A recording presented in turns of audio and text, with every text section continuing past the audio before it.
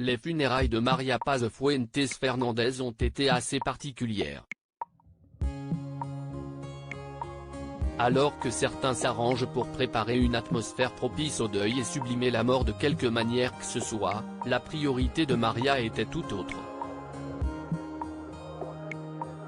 Pour qu'elle meure en paix, son exigence était de bannir certains membres de sa famille de ses funérailles. Une nécrologie avec une liste exclusive d'invités avant sa mort, la défunte s'est assurée de filtrer les invités en utilisant sa nécrologie de sorte à y inscrire une liste précise des invités comme relayée par le journal britannique Metro. Elle en veut pour concerner des individus ne s'étant jamais intéressés à sa vie et qu'il valait mieux qu'ils continuent à rester loin d'elle. Ainsi, María, dont l'âge est inconnu, a énuméré 15 invités seulement.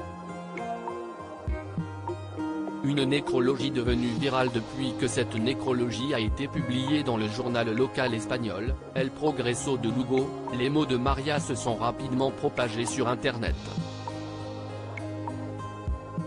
Par la suite, ont été observés des aveux de respect de la part des utilisateurs des réseaux sociaux.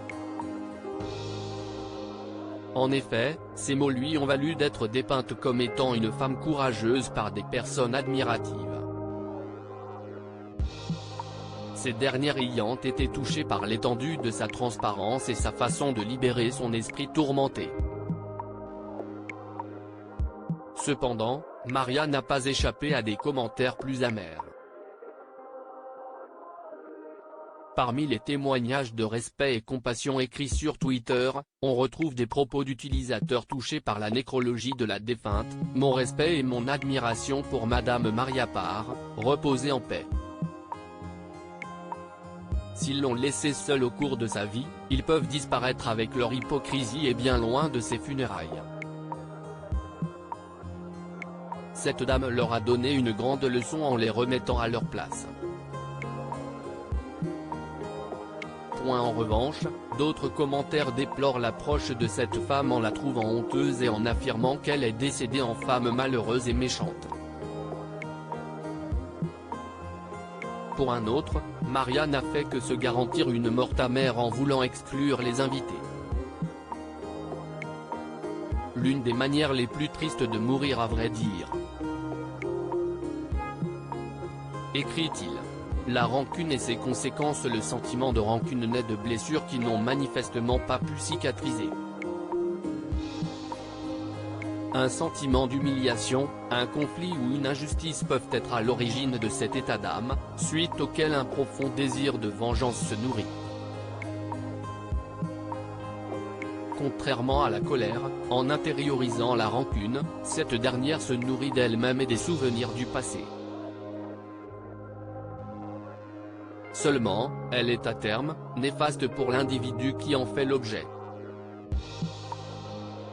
En effet, quand elle est chaque jour cultivée, la rancune crée un état d'âme délétère et se traduit par une froideur, par la distance et la volonté de vengeance comme l'indique le Dr Claire Lewandowski, psychiatre pour le magazine Pourquoi Docteur.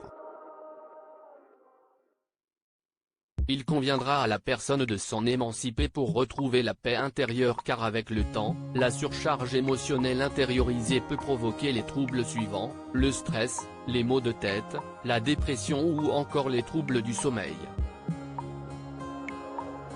D'autre part, le stress stocké dans le corps affecte les émotions. Pour s'en libérer, la meilleure façon est de se mettre dans un état de pardon.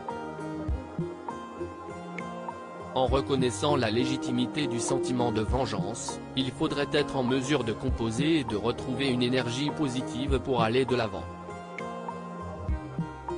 Ainsi, en admettant qu'il est tout à fait normal de vouloir réagir à un sentiment d'injustice, il vous appartiendra de mettre en œuvre un état intérieur propice à la guérison.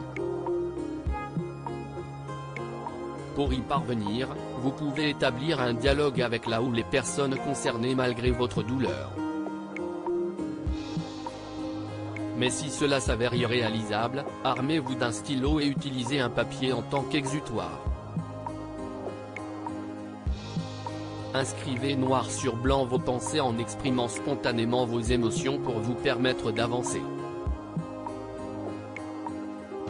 L'idéal serait que vous soyez accompagné d'un spécialiste qui se chargera de suivre le bon déroulement de votre processus de guérison.